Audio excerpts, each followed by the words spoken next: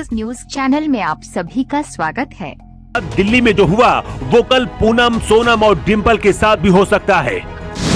मुंबई में दोस्ती भागकर दिल्ली आए, प्यार के 35 टुकड़े करके 18 दिन जंगल में क्यों फेंकता रहा।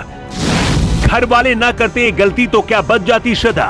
अंकिता भंडारी कांड से बड़ा है दिल्ली का ये महाकांड। किसी लड़की के लिए प्यार का अंजाम इतना दर्दनाक होगा ये किसी ने नहीं सोचा होगा।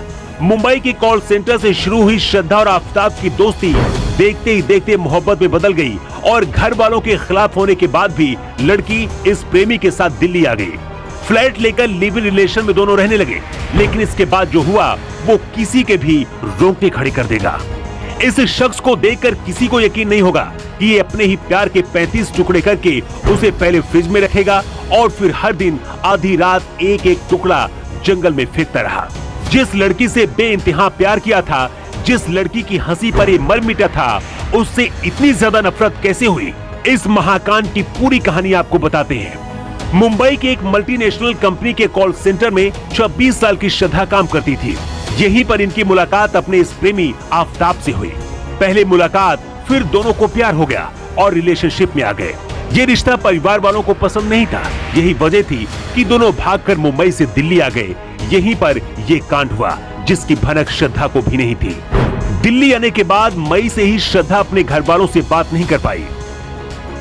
8 नवंबर को श्रद्धा के पिता बेटी का हालचाल लेने के लिए दिल्ली पहुंचे। जिस फ्लैट का श्रद्धा ने पता बताया था वहां ताला लगा था। इसके बाद पिता ने किडनैपिंग की शिकायत पुलिस में दर्ज कराई। पुलिस की शिकायत पर इस प्रेमी को पुलिस ने गिरफ्तार कर लिया। पुलिस पूछताछ में इस प्रेमी ने कबूल किया कि उसने 6 महीने पहले ही मई में 35 टुकड़े करके जंगल में फेंक दिए हैं। बताया जा रहा कि दिल्ली आने के बाद लगातार श्रद्धा शादी करने का दबाव बना रही थी। 18 मई को भी इसी बात को लेकर झगड़ा हुआ।